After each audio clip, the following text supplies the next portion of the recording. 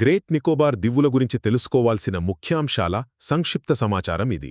అండమాన్ సముద్రంలో భారతదేశ ఉనికికి అత్యంత కీలకమైన, అలాగే ఎంతో ప్రాచీనమైన జీవ వైవిధ్యంతో కూడిన గ్రేట్ నికోబార్ దీవి ప్రాముఖ్యతను మన కళ్లకు కడతాయి.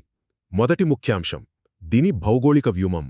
అండమాన్ని 10 డిగ్రీల ఛానల్ వేరుచేస్తుంది కదా, దానికి దక్షిణాన ఉన్న అతిపెద్ద దీవి ఇదే. ఆశ్చర్యకరమైన విషయమేంటంటే ఇది మన ప్రధాన భూభాగం కంటే ఇండోనేషియాలోని సుమత్రాకు చాలా దగ్గర.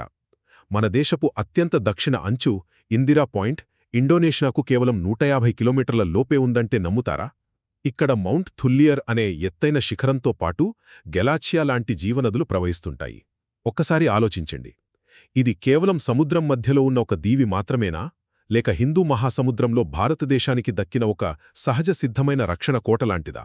ఇక రెండవ ముఖ్యాంశం, ఇంతటి ప్రాముఖ్యత ఉన్న ఈ ప్రాంతం కేవలం మిలిటరీకే కాదు, ఆధునిక ప్రపంచానికి దూరంగా బతుకుతున్న ప్రాచీన గిరిజనులకు కూడా ఆశ్రయమిస్తోంది. ఇక్కడ ఏకంగా 85% దట్టమైన అడవులున్నాయి. ఇవి షోంపెన్ మరియు నికోబారీస్ అనే 2 ప్రధాన ప్రాచీన గిరిజన జాతులకు స్వంత ఇల్లు. ఇదంతా చూస్తుంటే అసలు ఎటువంటి ఆధునిక సాంకేతికత లేకుండా కేవలం ప్రకృతి ఒడిలో మనుగడ సాగిస్తూ ఈ గిరిజనులు ఈ దీవికి అసలైన సంరక్షకులుగా ఎలా మారారు అన్న ఆసక్తికరమైన సందేహం రాకమానదు. మూడవ ముఖ్యాంశం, ఇక్కడి బయోస్పియర్ రిజర్వ్. ఈ దట్టమైన అడవులు, గిరిజన ఆవాసాలు యునెస్కో చేత గుర్తించబడిన అరుదైన జీవ వైవిధ్యానికి కేంద్రంగా మారాయి.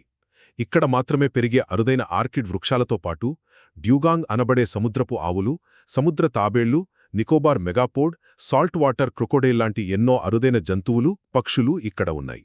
ఇవన్నీ వింటుంటే భూమిపై అంతరించిపోతున్న ఎన్నో అరుదైన జీవులకు ఇది ఒక సజీవ పరిణామక్రమం మ్యూజియం లాంటిది కాదా అనిపించకమానదు.